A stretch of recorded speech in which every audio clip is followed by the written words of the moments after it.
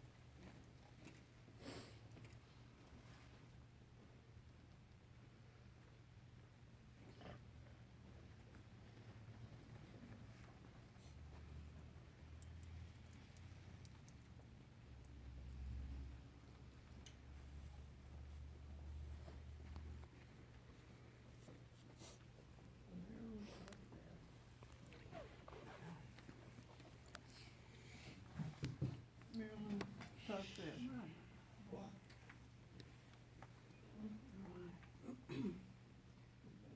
Well, again, I want to thank everybody for showing up and paying respects to my father, and just a brief condensation of his life and how he touched the lives of others. You know, he was a very active and outgoing person, and he was pretty much Dad was very active and outgoing, and he was pretty much a comic most of his life. He was married to the love of his life, Bev. They were married for 64 years. And of course, they had 3 wonderful daughters, Sharon, Karen, and myself being the youngest. So my father was also an Army veteran. He was a tank commander, and he fought in the Korean War, and he was on the front line with his tank as a sergeant, again, fighting in Korea. And when he got out, he worked with my father as a plasterer until the time that he retired from being a plasterer, and then he went on to work with ship drywalling as a drywaller until he retired. So the passions in my dad's life was, of course, his family, golfing, fishing, hunting, snowmobiling. He had a lot of interests that we all participated in. So, and then just some of the funny stories that we recall growing up with him. And me and my dad went on a fishing trip to Canada. You know, as we were up there, we somehow got caught with a couple extra lines in the water, and someone called the DNR up there, I believe they called the Department of Ministry of Fish and Game. And they came out and wrote us a couple of tickets, and there's still a couple of tickets or warrants up there for the both of us. You know, Dad took us on a lot of adventures, and when we were kids, he took us to a local park with a pond, and he taught us how to fashion. It was like a little scoop or a net, and we took coat hangers and Ma's old nylons, and we made these little scoops, and we were scooping up hellgrammites and pollywogs and frogs.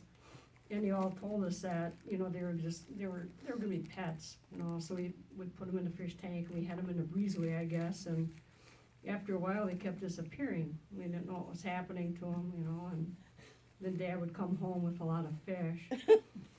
And it wasn't until, you know, we were out fishing that they had us 3 kids, and then Mom and Dad and 2 dogs in this little rowboat, you know, until we found out the horrible truth of what actually was happening to all our pets.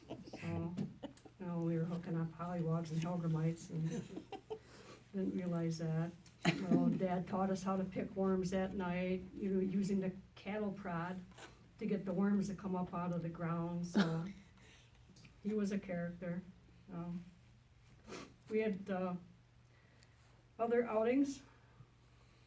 We'd have some covert outings at night with flashlights, and apparently we went to the Brown Deer pond. It was by a golf course, and he taught us how to use our little nets and how to get the best name brand golf balls out of the pond at night. So, you know, we just all thought it was fun with the stuff that we did with them. Again, you know, golfing was his passion, and we would go to the driving range with him, and you know, he had this big tarp set up in the garage that he had a mat, and you know, he would perfect his swing in the wintertime, hitting golf balls against that tarp to keep in practice. And in the summertime, he'd be out there hitting golf balls in the yard, and I'd go get his softball glove, and I'd be running out there shagging flies of his golf balls as he would hit to me. No, that was obviously the days growing up in Milwaukee. So, I mean, I could be up here talking, and my sisters would be, you know, saying all the funny stories that we used to do together. And, you know, Dad too, he wanted to teach us daughters life lessons, you know, how to prepare us for the future. So he would teach us how to change the tires on his cars in case we would have a flat tire.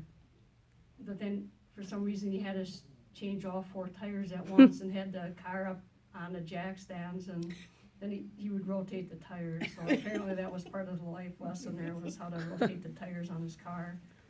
And of course, you know, time was due, he taught us how to change the oil in the car, and how to change the starter and the alternator and the air conditioning. And, you know, we didn't realize that we was his little helper mechanics at the time. He also taught us about fire safety, such as on the 4th of July, how to aim the fireworks away from your house and towards the neighbor's house. So that was part of some of his lessons growing up as a kid. You know, he was a funny, humorous, and loving guy.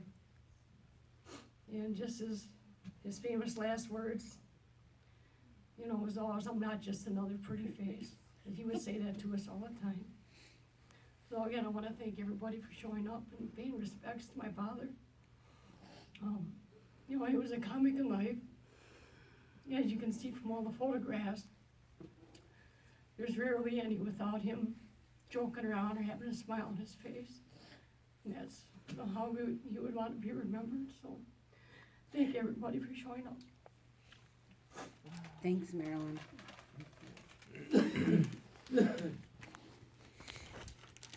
You're gonna learn how to change that tire. I have 3 daughters, and I'm not changing tires.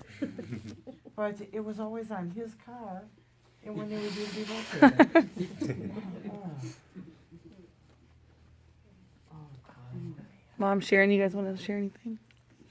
Oh, they're starting. Okay.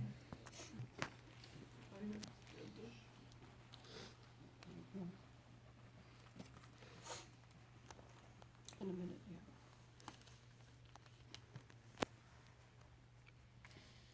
You don't have to.